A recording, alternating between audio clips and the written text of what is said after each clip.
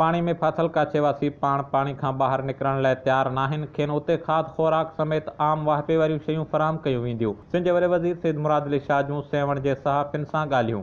काछे में ॿोॾि वारे सूरतहाल खां पोइ आयल तबाही जो जाइज़ो वठण बाद सिंध जे वॾे वज़ीर सेवण में पहुची दरगाह लाल कलंदर शहबाज़ जे सजादा नशीन मरहूम हाजन शाह लखयारी जे फ़ौतगी ते संदसि पुट सईद गुल मोहम्मद शाह ऐं भाउ अला बख़्श सां उज़र ख़्वाही कंदे दुआए फ़ातिहा पढ़ी। इन मौक़े ते काछे में बरसात बाद आयल ॿोॾि जे तबाही बाबति सिंध जे वॾे वज़ीर सेवण जे सहाफ़ियुनि सां ॻाल्हाईंदे चयो त मौसमियात खाते पारां जोही ऐं काछे वारनि इलाइक़नि में एतिरे बरसात पवण जी का बि अॻकथी न कई हुई, जंहिंजे करे हुकूमत तोड़े इंतज़ामिया अॻुवाट हिफ़ाज़ती उपाउ न करे सघिया। हुन चयो त मौसमियात खाते पारां आगाह न करण बावजूद ज़िले इंतज़ामिया खे अॻुवाट हिफ़ाज़ती उपाउ वठणु घुर्जनि हा। सिंध जे वॾे वज़ीर सहाफ़ियुनि सां वधीक ॻाल्हाईंदे चयो त काछे में बरसात खां पोइ काफ़ी तबाही आई आहे ऐं केतिरा ई माण्हू हिन वक़्त बि पाणी में फाथल आहिनि, जिन खे रेस्क्यू करण लाइ ॿेड़ियूं ऐं ॿियो इमदादी सामान फराहम कयो वियो आहे, पर काफ़ी माण्हू पाणी में फाथल हुअण बावजूद पंहिंजा अझा छॾण लाइ तयारु नाहिनि। उन लाइ उन्हनि खे उते ई खाद ख़ुराक समेत आम वाहिपे वारियूं शयूं फराहम कयूं वेंदियूं। वॾे वज़ीर मूजिबि नहगाद जे पाणी जे तेज़ वहिकरनि सबबि एफपी बचा बंद खे 3 हंधनि तां घारा लॻा,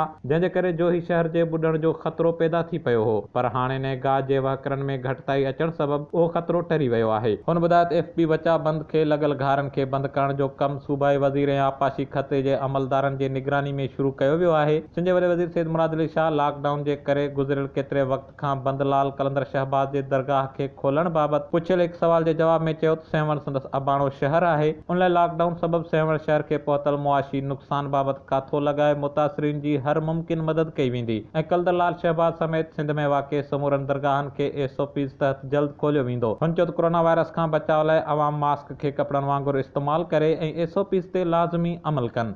ॿी सूरत में लॉकडाउन में ॿीहर सख़्ती करणी पइजी वेंदी।